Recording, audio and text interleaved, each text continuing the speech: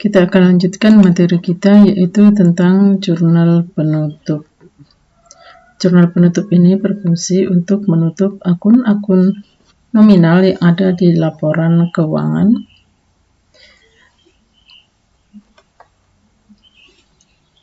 yang mana yang pertama kita akan ambil dari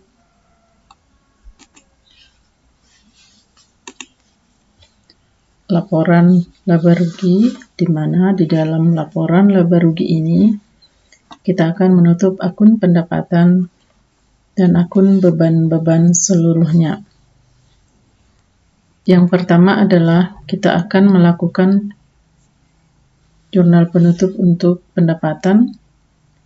Caranya adalah dengan cara membalikkan jurnal, yang mana pada awalnya pendapatan saldo normalnya ada di kredit, maka untuk menutupnya kita akan pindahkan dia ke sisi debit. Oke, kita lihat. Ini dia format dari jurnal penutup ya, sama dengan jurnal umum. Oke, pertama kita akan menutup jurnal untuk pendapatan. Itu kita pindahkan dia ke sisi debit. Dan pasangannya adalah ikhtisar laba rugi dengan jumlah yang sama. Oke, dia akan muncul akun yang baru namanya ikhtisar laba rugi. Ini dia untuk menutup akun pendapatan. Selanjutnya kita akan menutup beban. Oke, jadi ini saldo normal dari beban adalah di sisi debit, maka untuk jurnal penutup kita akan pindahkan dia ke sisi kredit. Oke, kita pindahkan satu persatu. Beban telepon, listrik, dan air 420.000. Beban gaji 3.125.000. Beban sewa Rp600.000. Beban perlengkapan Rp225.000. Yang terakhir, beban penyusutan peralatan kantor sebesar Rp200.000. Oke, jadi cara menutupnya kita pindahkan dia ke sisi kredit yang dulunya saldo normalnya di debit. Kita totalkan, totalnya adalah Rp4.570.000. Kita pasangkan dia dengan akun ikhtisar laba rugi. Itu dia untuk menutup beban-beban yang ada di laporan rugi laba. Selanjutnya kita akan menutup rugi usaha.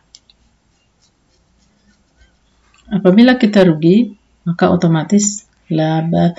Kalau kita rugi, maka otomatis modal kita akan mengalami penambahan. Tetapi kalau kita laba, maka modal akan bertambah. Jadi dalam hal ini kita mengalami kerugian. Jadi karena kita mengalami kerugian, maka modal kita akan mengalami pengurangan. Oke, kita ingat, kalau modal berkurang atau saldo normal modal ada di sebelah kredit. Jadi kalau modal kita berkurang, maka dia akan ditempatkan di sisi debit. Jadi kalau ada rugi, maka modal kita akan berada di sisi debit, jadi mengalami pengurangan. Tetapi kalau kita mengalami laba, maka modal kita akan bertambah, pasti kita catatkan dia di sebelah kredit. Oke, ini total dari rugi kita. Kita pasangkan dia dengan ikhtisar laba rugi. Jadi kita buatkan 435.000. Ada modal di sebelah debit sebesar 435.000. Jadi ingat, Kalau ini tadi dibalikkan untuk pendapatan dan beban. Tetapi untuk modal itu sendiri, itu dipengaruhi oleh apakah kita mengalami laba atau rugi. Kalau nanti kita laba, modal di sebelah kredit, tetapi kalau kita rugi, maka modal di sebelah debit. Jadi kita pasangkan dia tetap dengan ikhtisar laba rugi.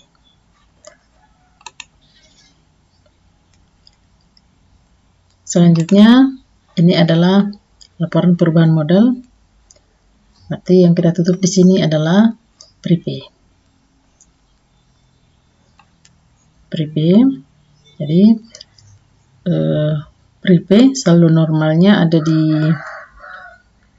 debit. Dalam hal ini kita akan menutup prepay, berarti kita pindahkan dia ke sebelah kredit. Oke, prepay sebesar 2.400.000 kita pindahkan ke kredit. Lalu kalau kita ada pengambilan prepay, maka otomatis yang berkurang adalah modal. Jadi makanya modal berada di sisi debit karena modal mengalami pengurangan. Oke, baik, sekian dan terima kasih.